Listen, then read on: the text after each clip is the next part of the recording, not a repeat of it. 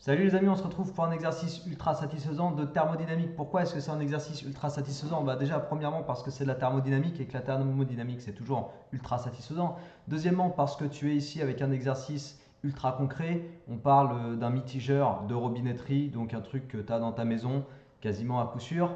Et on parle de déterminer une température d'eau quand tu mélanges deux masses d'eau, une masse à température de 10 degrés. Hop, je te montre, voilà. Et puis une autre masse d'eau à température de 60 degrés. Ce que fait un mitigeur de robinetterie. Le mitigeur, c'est en gros le levier que tu bascules pour régler la température eau chaude, eau froide, eau tiède. Donc voilà, c'est ultra satisfaisant parce qu'on parle d'un truc ultra concret et on va utiliser la thermodynamique pour faire ça. Donc c'est un exo assez simple. On va regarder ensemble, tu vas voir, ça va pas prendre des plombes. Ce qu'on va être amené à utiliser quand même pour cet exercice, c'est la variation d'énergie interne d'un système d'un fluide incompressible. Donc ça, il faut que tu saches que la variation d'énergie interne pour un fluide incompressible, c'est mc delta T. Ok? Et l'eau est un fluide incompressible. Allez, on regarde ensemble du coup. Si cette vidéo te plaît, et comme d'habitude, n'hésite pas à la partager, n'hésite pas à t'abonner à ma chaîne si tu n'es toujours pas abonné, si tu veux participer à faire grandir l'aventure de cette chaîne YouTube. On y va, en 10 secondes environ, le mitigeur d'un évier mélange une masse de 100 g d'eau froide à la température de 10 degrés C et une masse de 180 g d'eau chaude à la température de 60 degrés C. Et la question, calculer la masse totale d'eau. Calculer la masse totale d'eau et la température de cette eau. On négligera tout transfert thermique et tout travail échangé avec l'extérieur. On néglige tout échange avec l'extérieur. C'est ça la signification de cette phrase. Ok? Pas d'échange avec l'extérieur. En d'autres termes, ça veut dire quoi? Ça veut dire que toute l'énergie perdue par l'eau chaude, ça va être l'énergie gagnée par l'eau froide. Parce que ton système, en gros, c'est comme si tu représentais deux masses d'eau qui vont être en contact. Une masse d'eau froide, allez, on va faire la masse d'eau froide en bleu, même si le bleu en physique, en vrai, c'est le plus chaud, mais habituellement dans la vie courante, on dit que le bleu, c'est froid. Donc voilà la masse d'eau froide. Et la masse d'eau chaude, il y en a un peu plus. Voilà, donc là on est à 60 degrés C et on est ici à 10 degrés C. Ok? Donc les deux masses vont échanger entre elles de l'énergie. Et en fait, ce qu'on te dit, l'hypothèse là, c'est que tu n'as aucun échange avec l'extérieur. En gros, tu n'as pas de flux thermique qui sort du système. On est d'accord? Et tu n'en as pas non plus qui rentre de l'extérieur vers le système. Ok? Donc il n'y a pas d'échange avec l'extérieur, donc tout ça, il n'y a pas. Ok? Ça signifie quoi? Ça signifie, comme tu le sais, que le flux thermique allant du chaud vers le froid, ça signifie que tu vas avoir un échange entre la masse chaude et la masse froide que je matérialise ici en vert. Je peux le faire un peu plus gros, voilà. Donc j'ai fait une flèche qui va du chaud vers le froid et là je vais avoir le flux phi égale Q sur delta T. Donc le flux il va de la zone chaude vers la zone froide et on va le marquer et je vais le marquer ici. Le flux va du chaud vers le froid. Ok? Donc voilà sur quoi on est. On va exprimer tout ça et puis on va exprimer la chaleur cédée par la masse d'eau chaude et la chaleur reçue par la masse d'eau froide. Donc la chaleur cédée par la masse d'eau chaude. Chaleur cédée par la masse d'eau chaude. À quoi est-elle égale? Eh bien cette chaleur cédée, que je vais appeler QCD, elle est égale à la variation d'énergie interne. À la variation d'énergie interne de la masse d'eau chaude. Je vais mettre petit c pour eau chaude. Et la variation d'énergie interne de la masse d'eau chaude, c'est M2, la masse d'eau chaude, fois C, la capacité thermique massique de l'eau, fois. Et alors la variation de température, qu'est-ce que c'est? Eh bien c'est θ final, la température finale de l'eau, du mélange total, moins θ2. Je crois que c'est θ2, la température initiale de la masse d'eau chaude. Elle est notée θ2. Ok? Ensuite, je vais exprimer, alors tu constates que la température finale étant inférieure à la température initiale, cette chaleur CD, elle est négative, puisque du coup, θF moins θ2, c'est négatif. Ok, ça, c'est forcément plus petit que ça. La température de la masse d'eau chaude, elle va diminuer. Donc θ final moins θ2 égale un truc négatif. Et c'est logique, la chaleur étant cédée, elle est comptée négativement. Ensuite, qu'est-ce que je vais avoir pour l'eau froide? Je vais avoir la chaleur reçue par l'eau froide. Chaleur reçue par la masse d'eau froide. Et là, qu'est-ce qu'on va avoir?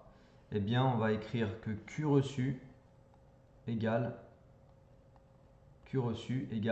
la variation d'énergie interne de la masse d'eau froide, c'est-à-dire M1 fois C fois θF moins θ1. Et cette fois-ci, θF, ça va être plus grand que θ1. La masse d'eau froide, elle est à 10 degrés. Et sa température va monter jusqu'à la température finale θF, qui est la même température finale qu'ici, soit dit en passant. Parce qu'à la fin, tu as juste une masse d'eau homogène, tiède, à une température donnée, θF, qu'on recherche. On cherche θF. Donc ici, en fait, on a quelque chose de positif.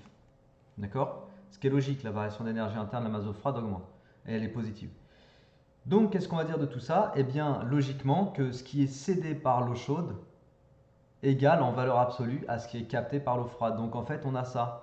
Les deux là, Q cédé et Q reçu, on a, et ça c'est un bilan thermique, puisqu'il n'y a aucun échange avec l'extérieur, on a forcément Q reçu égale moins Q cédé. Okay, c'est l'opposé de l'énergie cédée. En d'autres termes, si tu définis le système thermodynamique par la masse totale, eh bien Q reçu plus Q cédé égale 0, parce qu'il n'y a pas d'échange avec l'extérieur. Et ça peut s'écrire aussi directement par l'énergie reçue par l'eau froide, c'est l'opposé de l'énergie cédée par l'eau chaude. Et ça, c'est ultra logique à comprendre. L'eau chaude cède une quantité de chaleur à l'eau froide, et donc ce qui est reçu par l'eau froide, c'est l'opposé de ce qui est cédé par l'eau chaude. Et le signe moins, c'est parce qu'il faut que tu gères l'histoire que Q cédé est négatif et que Q reçu est positif. C'est pour ça que les deux chaleurs sont opposées. Et donc ça va nous permettre de poser une équation, puisque quand on te dit qu'on recherche une température finale, c'est le but de l'exercice, il faut poser une équation. En général, tu as besoin d'une équation pour extraire la donnée à rechercher. Donc on va poser cette équation et on va écrire que M1 fois C fois θF moins θ1 égale moins M2 fois C fois θF moins θ2. Voilà.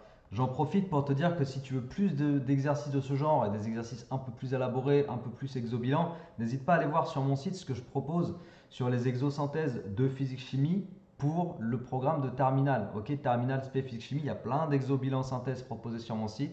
Tu vas en descriptif de la vidéo, tu as le lien dessus, tu peux cliquer, aller voir ce que je propose. C'est vraiment complémentaire de tout ce qu'il y a sur YouTube. C'est du contenu réservé, mais c'est ultra complémentaire, c'est accessible. Donc je t'invite à aller voir, tu as aussi les fiches synthèse, tu as aussi les vidéos synthèse. Il y a plein de compléments sur mon site, n'hésite pas à aller faire un tour. Je pense que ça peut t'intéresser.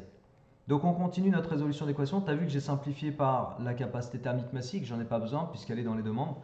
Et du coup, je me retrouve avec uniquement cette relation-là. Et n'oublie pas que l'inconnu que tu cherches à extraire, c'est θF. Je ne vais pas développer encore, je vais écrire moins M2, θF moins θ2, voilà. Donc pense bien que tu cherches à extraire θF. Donc ça veut dire quoi? Ça veut dire qu'il va falloir développer et là, se ramener à une résolution d'équation tout simplement comme tu apprends à faire en maths. Donc je développe M1 θF moins M1 θ1 égale moins M2 θF moins par moins plus M2 θ2. J'en profite aussi pour te dire que la physique, c'est des maths appliquées. Et là, concrètement, tu vois qu'on est en plein dans des maths, quoi, parce qu'il faut savoir résoudre ta petite équation. Donc ça me fait M1 θF plus M2 θF. Tu as vu, j'ai regroupé les termes qui contiennent θF, égale M2 θ2 plus M1 θ1. Là, je vais pouvoir factoriser par θF. Tu vois, je t'ai dit, c'est des maths. On factorise, on simplifie, on isole. Donc tout ça, c'est essentiel et primordial de savoir maîtriser ces fondamentaux. Et après, pour avoir θF, qu'est-ce que je fais? Je divise par la masse M1 plus M2. D'ailleurs, tu as vu dans l'exercice, il te demandait la masse totale. Alors, je n'ai même pas regardé cette question-là, parce que quelle est la masse totale d'eau? M1 plus M2. Et c'est parce qu'on en a besoin ici, en fait, de la masse totale. Bon, voilà, c'est bon. Du coup, j'ai plus qu'à faire l'application numérique. Alors, la masse d'eau froide, je crois que c'était 100 grammes. La température de l'eau froide, c'était 10 degrés C. La masse d'eau chaude, c'était 180 grammes. et la température d'eau chaude c'était 60 degrés C. Donc on va regarder, on va découvrir ensemble quelle est la température finale quand je mélange les deux masses d'eau. C'est parti, calculatrice. Alors oui, pour info, si tu regardes les unités, tu sais, je t'ai fait une vidéo sur l'analyse dimensionnelle. N'hésite pas à aller la visionner, cette vidéo. Je vais mettre le lien au-dessus de ma tête. Vidéo sur l'analyse dimensionnelle. Souviens-toi que c'est ultra important de savoir faire de l'analyse dimensionnelle, surtout quand tu es dans des formules comme ça et que tu veux vérifier si ta formule est valide. S'il n'y a pas une erreur, tu vois, un truc genre, tu as fait une simplification qu'il ne fallait pas faire ou autre.